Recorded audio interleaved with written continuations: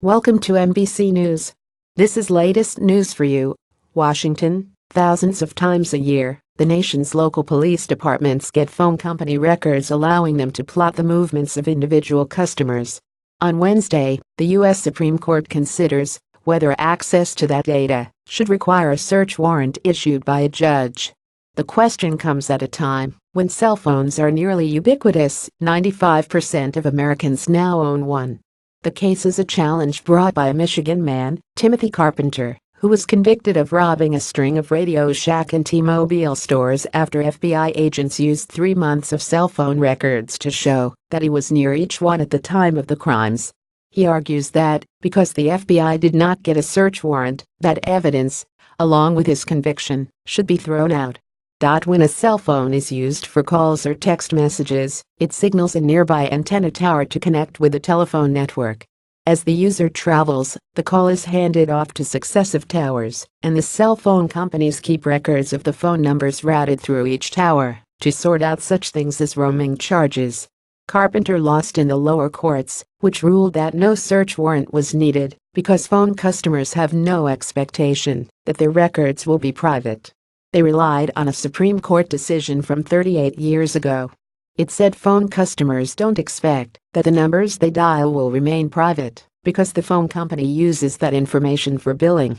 But Carpenter's lawyers say the reasoning of that decades-old case, when telephones were hardwired into the wall and didn't move, should not apply in the digital age. Getting cell phone tower location data, they argue, allows the police to discover far more than which numbers were dialed. Knowing where a person's phone goes can tell you a great deal of private information about them, from where someone slept at night, at home, or in someone else's house 3 miles away, or if someone goes to a doctor or a psychiatrist, says Nate Wessler, a staff attorney with the American Civil Liberties Union. In Carpenter's case, the records were logs of calls he made and received. But Wessler says wireless data now includes each time a phone checks for email or text messages or logs onto the internet. A typical smartphone connects to cell towers hundreds of times a day, Carpenter's lawyers say in their written legal briefs. The volume and precision of that data will grow steadily in coming years. As for whether customers expect that data to be private, it cannot be said that cell phone owners knowingly and intentionally disclose their minute-by-minute movements, they say. Using a cell phone ought not to license total surveillance of a person's life. The Justice Department urges the court to uphold Carpenter's conviction and rule that no search warrant was required.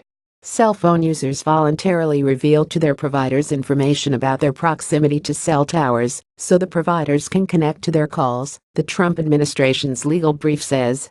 Users cannot reasonably expect that the providers will not reveal that business information to the government. In recent years, the justices have shown a willingness to extend digital age privacy protections.